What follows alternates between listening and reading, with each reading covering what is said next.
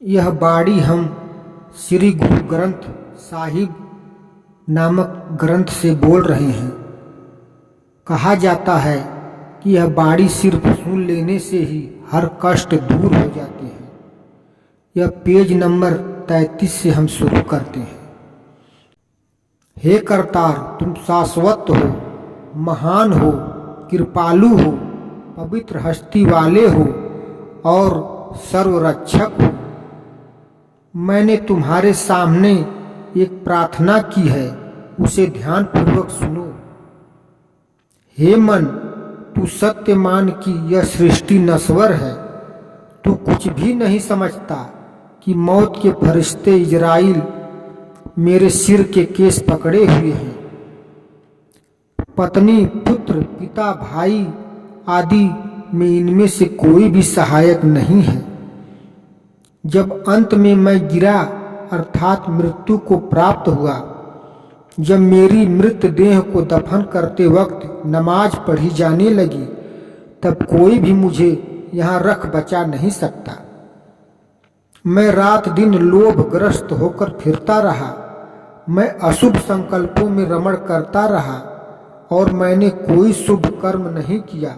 हे प्रभु, मेरा ऐसा हाल है जो मैंने उपयुक्त पंक्तियों में बतलाया है। मेरे समान कोई अभागा, निंदक, लापरवाह, ढीठ, भयहीन नहीं है।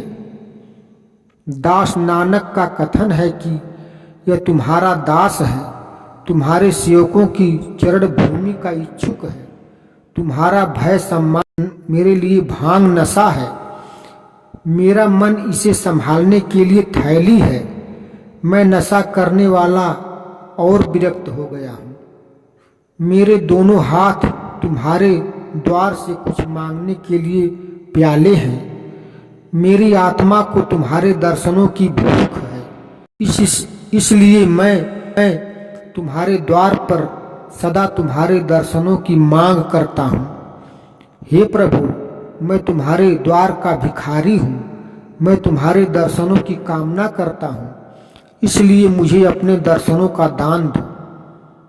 केसर, फूल, कस्तूरी और सोना ये सब सबके शरीर पर उपयुक्त किए जाते हैं।